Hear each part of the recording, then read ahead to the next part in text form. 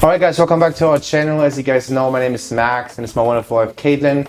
Together we started a fully virtual real estate wholesaling business. Today's a new day actually. We're going to have a service provider being part of our channel today. One of the last videos we've uploaded is all about different wholesalers. It's all about being young entrepreneurs again.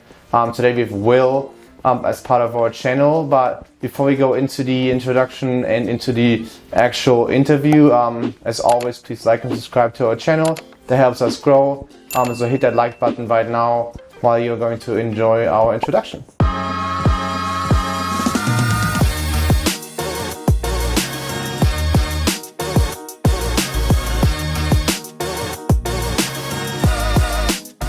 All right, welcome back. So how about let's get started? You guys obviously know who am I and my wonderful wife Kaitlin, but William is new, so we're gonna have William introduce yourself for a little bit and tell the audience who you are and what you do. Awesome, thanks for having me. So I'm William Scheffler, founder of Insta Showing. We're a showing management platform for residential real estate. So we're more on the residential real estate side of the equation, and we help organize real estate, essentially schedule showings with their clients, write offers, facilitate access, get lock boxes. So we're sort of a super app where all these apps that agents used to have on their phone, we sort of merged them all into one to simplify that workflow, help them just get to closing much faster and make money faster.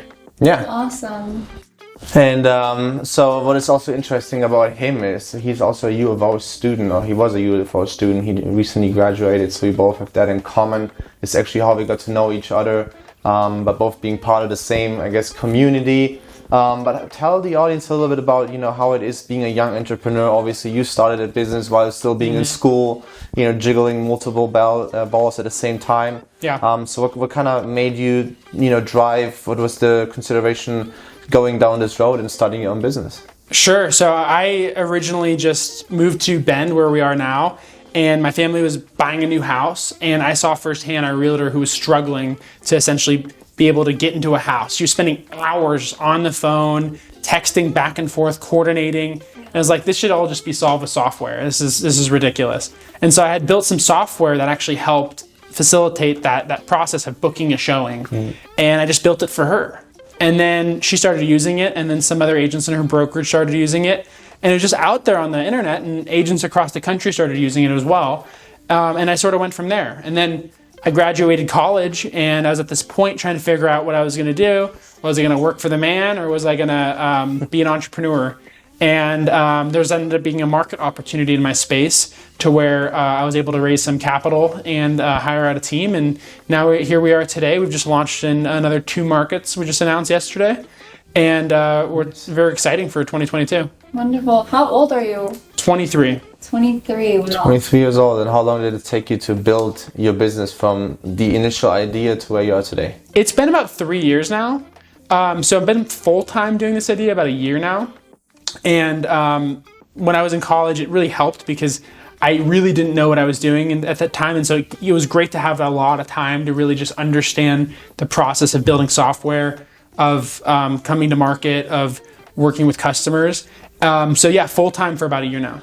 Yeah, so I mean, obviously you're not doing any active real estate transactions, but you're still part of the whole real estate club by providing a service to realtors. So you kind of took initiative from a different perspective, which is really interesting. Seeing there's an issue and seeing how there's a problem, how can I make a solvable solution to it, which is really exciting. And really exciting to see how your company is growing and how it's going to, being implemented by more and more realtors. When it comes to just giving general advice for young entrepreneurs, what do you think are your 5 top advices you would give somebody to, in any regards, whatever venture they want to start? Just being young and driven. Yeah, and I didn't plan this the way everything unfolded, but I'd say just find something that you're really interested in. That's what matters the most. And spend time just looking for actual problems that people have.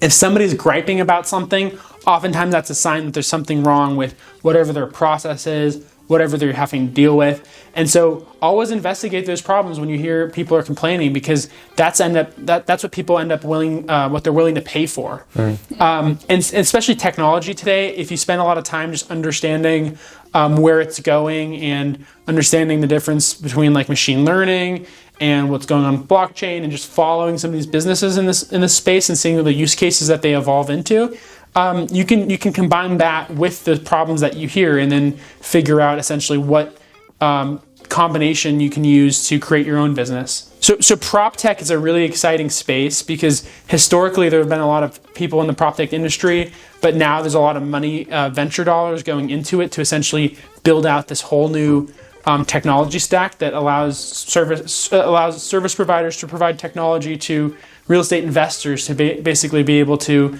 move much quicker, get better financing terms. And so in prop tech overall, we've kind of seen this landscape shift where it was originally, for the last 15 years, it was like the search of real estate, like just like Zillow.com, Trulia. Right. That was essentially where a lot of the money had gone into, and helping people discover properties, bringing that data online. And what's really interesting is now it's moving more into the actual transaction itself. Like, can we build workflow tools to help with that transaction and essentially help with bringing it all online? That paperwork's no longer something you're signing, but it's digital. And then what's also super interesting is you guys, I know, do a lot of deals with the real estate financing world is like really important for you when you finance deals. So what's been interesting to follow is all the companies that have come up that essentially help you finance properties in a different way, a unique way, helps you guarantee rent, for example, companies that help you do unique financing terms that weren't available previously, or maybe were only available from seller financing or unique deals, but now they're available for the whole broader market. So the whole prop tech space is going to be really interesting and going to see a lot of new companies come out.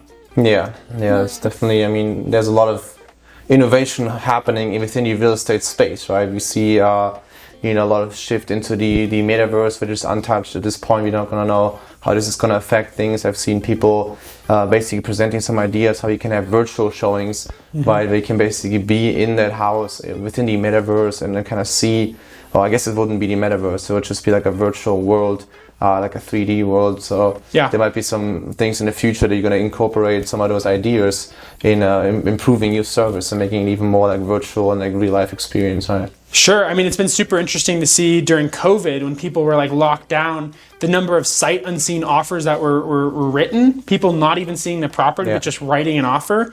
And I think that's about one point it hit about 40%, 30% of all offers. People didn't even see the house in person. It was all online. And some people used to say, like, who cares about 3D? Because the photos are enough to interest people, and then you're going to always see the house in person.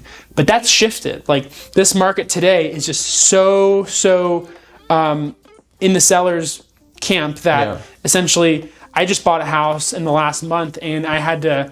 I was in Texas, and I had to write, and we're in Oregon right now, and I had to write like offer sight unseen, and I had to write them within like 20 minutes of getting like a FaceTime overview of the house. And so it's a reality of the market and then of COVID, and it seems like it's going to continue into the future. So where do you see this all, like where do you see your own business growing here within the next 5 years? What is your expectation? What is your hope? What are your goals?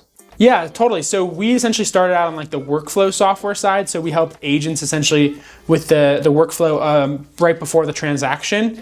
And so we're growing that. And right now I'm working a lot on also figuring out what products can we offer that help with the actual transaction itself. And so whether that's financing products, whether that's new software products. And so it's really exciting.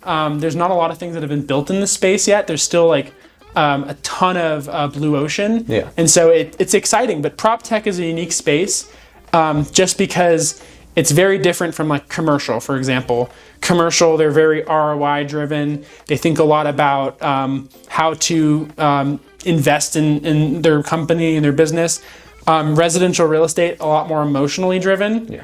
And it's all 1099 contractors. And so it's a very different world. 1099 contractors combined with when agents are very successful, they're typically older. They're typically in their 50s, their 60s. They have this huge network. Those are their clients that they're using to sell real estate to. And so it's a very difficult market to get product adoption in. And so there's a lot of companies who have struggled. And so one of the things that are exciting is in our category, we've seen incredible adoption numbers up to 90% in certain markets. And so we think we have a really interesting formula to take a different approach from most startups in the space. Max and I have had struggles throughout building ourselves. With you being so young, have you faced any challenges as far as having support or, financials? Like, did you have any struggles that you just want to share with everyone and how you can overcome them? Totally. So I remember right before, we ended up getting our seed round, there was, no money, my credit cards were maxed out. Literally, I had no money left, and I was totally maxing out everything. We put all our money into it, and when that seed round hit, it was like, oh my gosh, now we have actual capital that we can spend to really hire really awesome people, work with them, come up with ideas, and it really shifted a lot of things, because before it was literally I was going up to ask my mom to write a little check so that I can hire and put some money into development.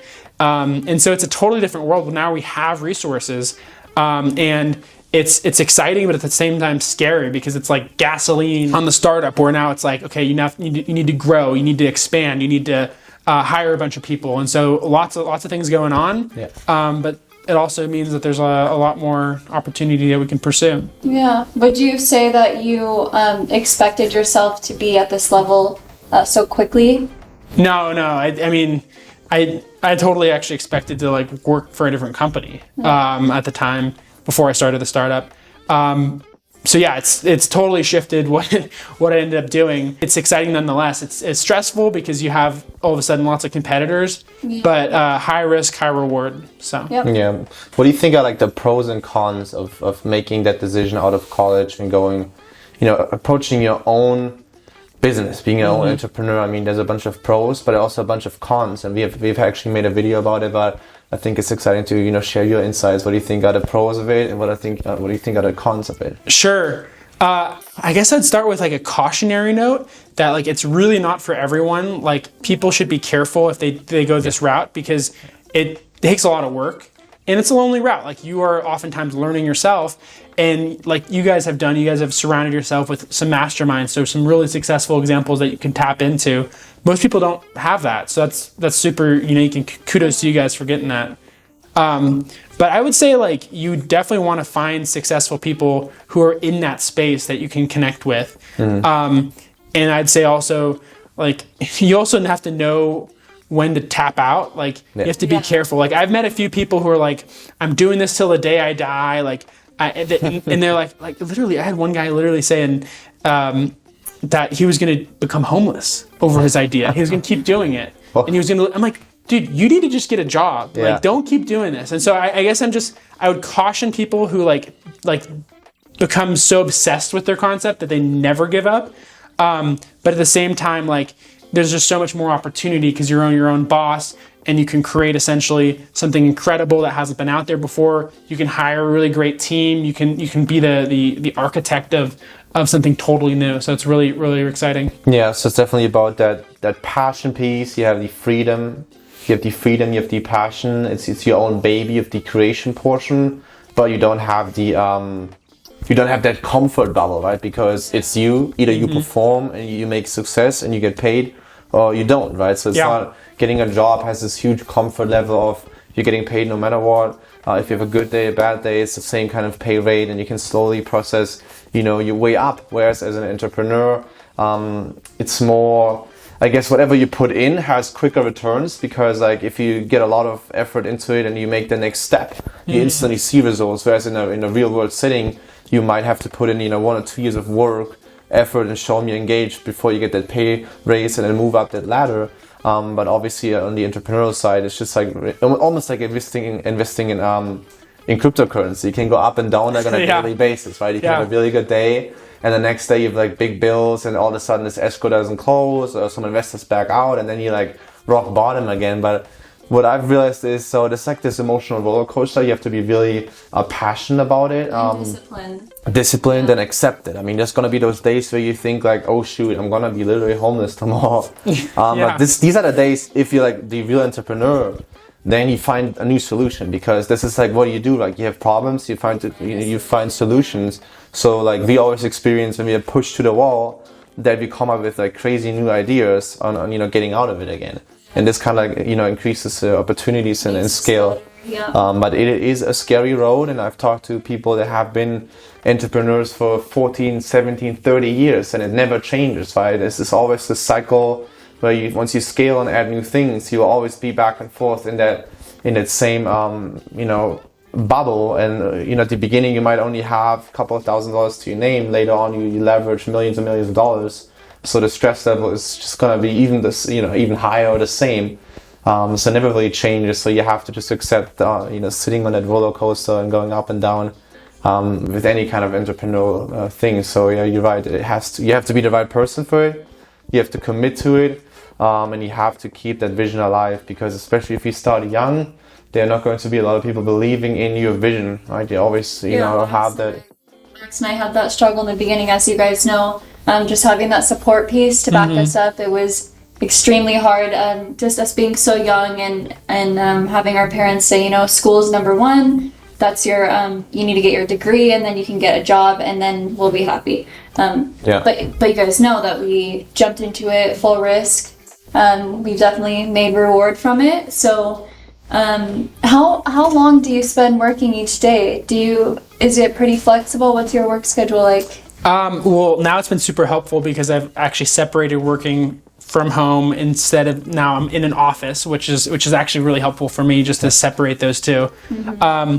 Like I mean, it's really like every hour of the day that you're working, you're either directly in your email inbox, working with your team on the phone, and my break time is more like, oh, I'll go for a run and listen to a podcast about my industry. So it's like you're shifting what you're doing, but like really it's like every hour of the day you're sort of online working towards your vision. I definitely feel that, you know, that 16-hour days sometimes where you just wake up and you work until you sleep. It's an addiction. You have to be almost addicted to the grind. And it is necessary at the beginning, right? If you're not putting in the work, there's nobody else putting in the work for you. If you don't have that team in place, which you under most circumstances don't have it, if you don't have the funding or don't even know how to negotiate or coordinate a team. But, you know, circling back to what I mentioned, when you initially started, was there a lot of confrontation from family, friends, and your surrounding areas in regards to your passion? People saying, "Oh, you should, you know, get a job, be secure." Yeah. How was it for you? Because you got your degree. Really quick, what'd you get your degree in? Yeah, I did business at UVO. Yeah, no, it's like what's weird is like there's not a lot of people in your circle that oftentimes have a reference point to giving somebody like what I'm doing advice. Yeah. So it's like what you're doing is like, okay, you're doing like high risk technology where you have to figure out a need and then you have to build software for it. And so like I have family members, for example, who sell insurance, right? So it's like their advice for how you sell that product is like very different for how you build something from scratch. Yeah. Because they're selling a commodity, we have to build something from scratch. And so oftentimes like it's like, no, you just have to think more about the customer.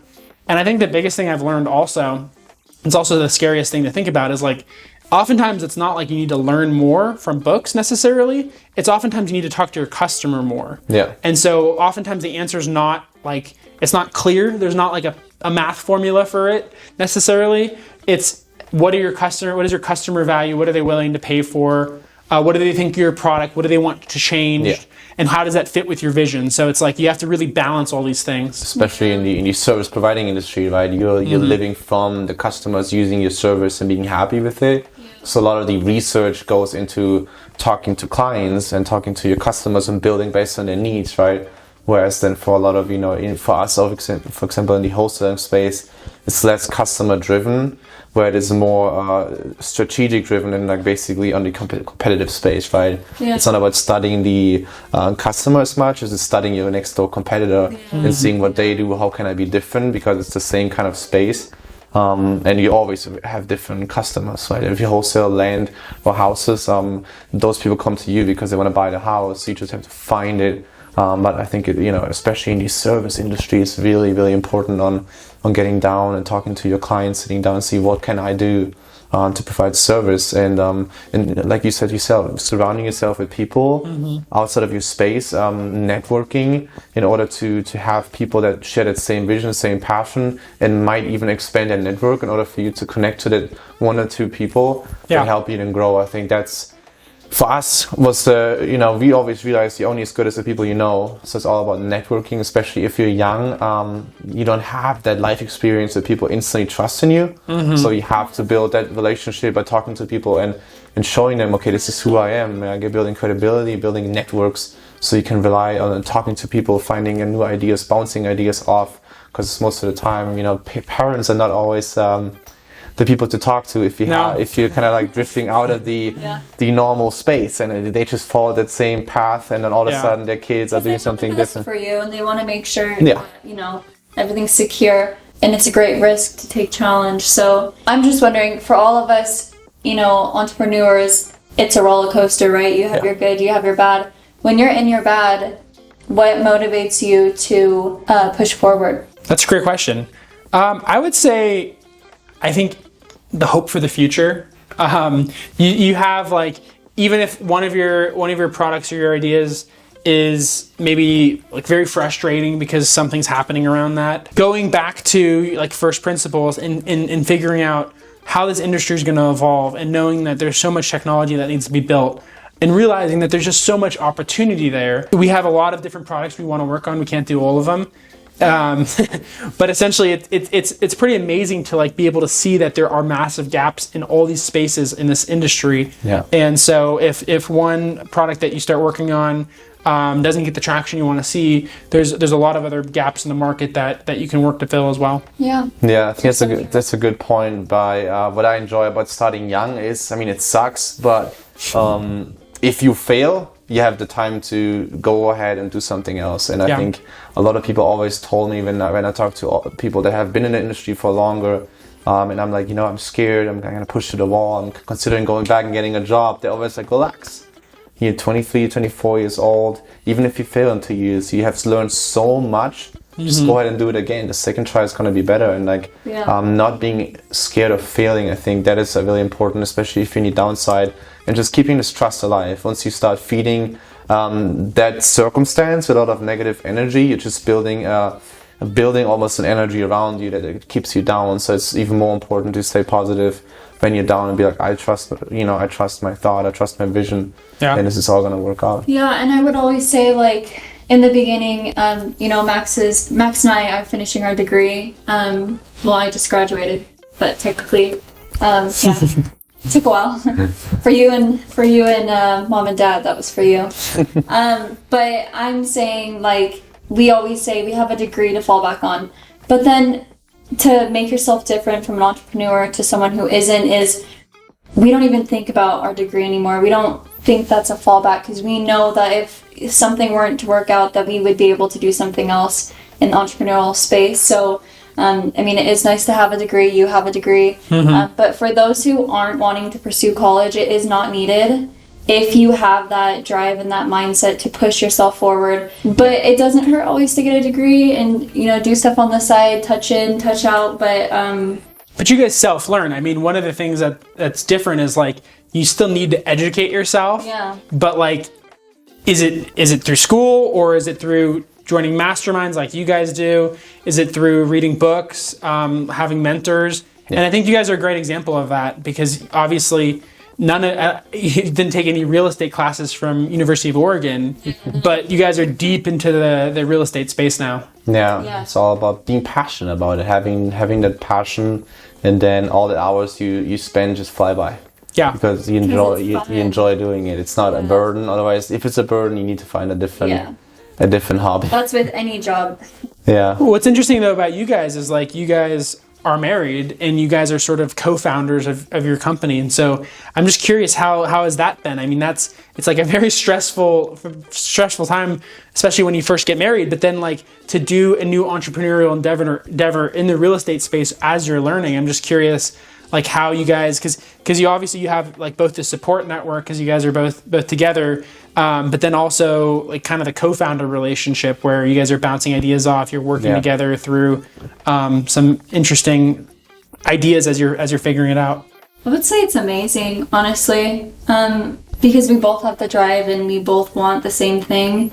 You know, when you're working with someone that wants something completely different than you, and your goals and your visions don't match up, then that's not the right partner for you. Yeah. Right? And so, you know, I think it's definitely easy on the emotional side because we're like in it together. Yeah. Right. If I would do the business myself and then I have a really bad day, she couldn't really relate to what I'm feeling, and then we might have like a conflict of interest where she's like all excited to do something. And I'm super hanging down, and she doesn't really feel what is going on. So we have that emotional support that, you know, helps us grow together.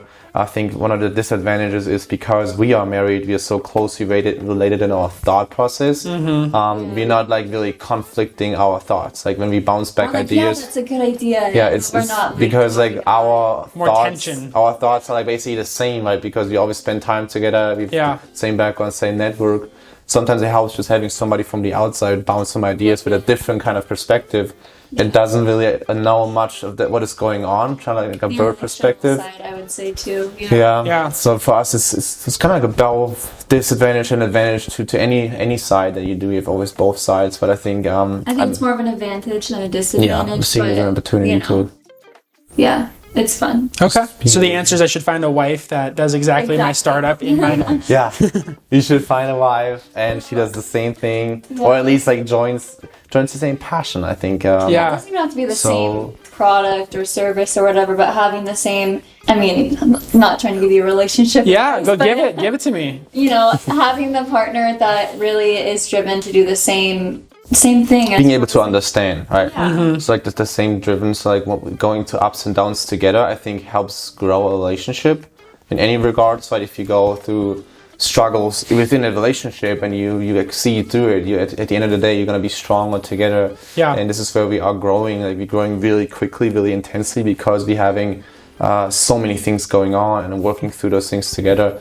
So that's really, you know, helping. I've seen this with a lot of, these days a lot of people get divorces after 5-10 years because you see that gap that starts once they get married. They have different kind of hobbies and they never spend the time in bringing it back together. Wow. It's fine to have your own hobbies. It is fine. At first, we're not like this all day, besides working next to each other. But, you know, Max has his hobbies, I have my hobbies, and I think that's what saves us. Yeah. Because, you know, if we were doing everything the same together, Then needs some balance. he would be, to the curb. We do a lot together. It's like 95%. We do a lot together. Yeah. We do a Wow, lot. that's amazing. And then it's gonna shift, especially because as Max, you're doing track right now, which is super intensive. Yeah. But like 4 months from now, you're gonna be graduated. Yeah. And so that'll be interesting to see how maybe the time shifts. Yeah. Too much time.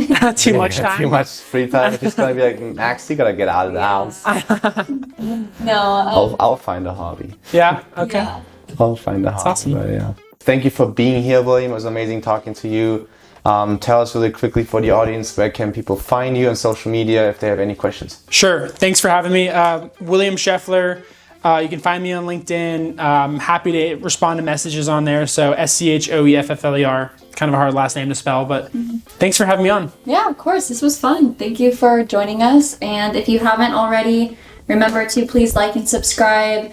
Give us a follow. Every follow lets us know that you guys are wanting to see more content from us. It gives us encouragement to keep pushing, move forward, and share our journey with you guys. And then obviously check out Insta Showing, which is his business that he built, especially if you're going to get a real estate license. It's going to be one of those competitive advantages for you to be better than most of the competitors out there, or even the wholesale space. If you wholesale stuff directly through the MLS, through realtors, definitely check it out, see what they can offer. Maybe they can add a lot of value to you guys' company, to you guys' business process. And I'm excited to hear any comments down below if you guys have used it, have seen it, or are going to use it. So let us know below. And until next time. We'll catch you guys in the next video.